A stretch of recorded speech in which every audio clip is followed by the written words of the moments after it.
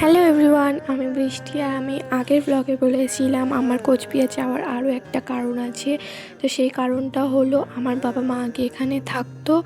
তো এখানে আমার জন্মের মানসিক করেছিল মা মনসার কাছে, আর আমরা সেই মানসিক শোধ করতেই এখন এখানে এসেছি। আর আজকে যাচ্ছি মানসিক শোধ করতে।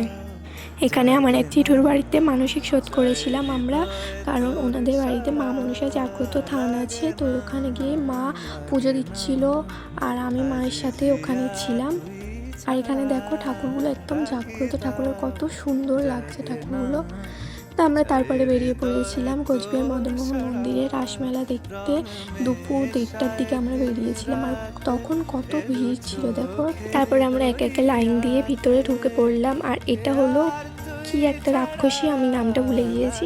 আর ওখানে ছিল রাসচক্র। তারপরে এই যে হলো মদনমোহন মন্দিরের আসল মন্দির।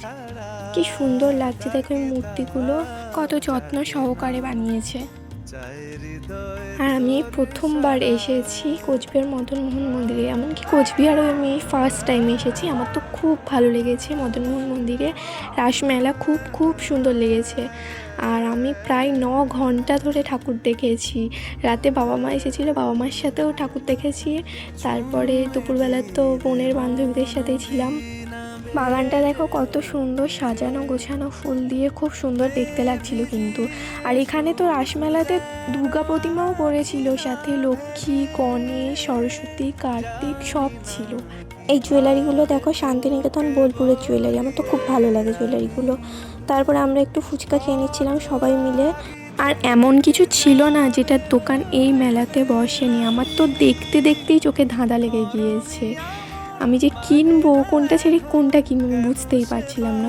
কত সুন্দর সুন্দর ফুলের দোকান বসেছিল। এই দোকানটা দেখো, এই দোকানে লেখা ছিল ভিডিও বানানো নিষেধ, তবু আমি বানিয়েছিলাম। আর এখানে দেখো আমরা পোলাও আর মাংস নিয়ে নিয়েছিলাম। সবাই মিলে ঠিক করেছিলাম বিরিয়ানি খাবো, তারপর ভাবলাম যে না, একজন বলছে বিরিয়ানি খাবে না, তাই পোলাওটাই খেলাম। তারপর লাস্টে কেউই খেতে পারিনি ঠিকঠাক করে। তারপরে আমরা 4:30টার দিকে একটু রাজবাড়িতে গিয়েছিলাম, কোচবিহারের রাজবাড়ি খুব সুন্দর, কিন্তু বন্ধ করে দিয়েছিল তাই আর ভিতরে ঢুকতে পারিনি। তারপরে সন্ধ্যেবেলা মা বাবা এসেছিলো, তাই মা বাবার সাথে আবার গিয়েছিলাম মেলাতে। একটু জামা কাপড় দেখছিলাম, মকটেল খাচ্ছিলাম, আমি আর মা মকটেল খেয়েছিলাম একটু। তারপর আবার আমরা মন্দিরের দিকে চলে গিয়েছিলাম। আর রাতের ভিউটা দেখো কত সুন্দর লাগছে, এই যে রাসচক্র, আর ওইটা মদনমোহন মন্দির, আর এটা হলো পুতুনা রাক্ষসী।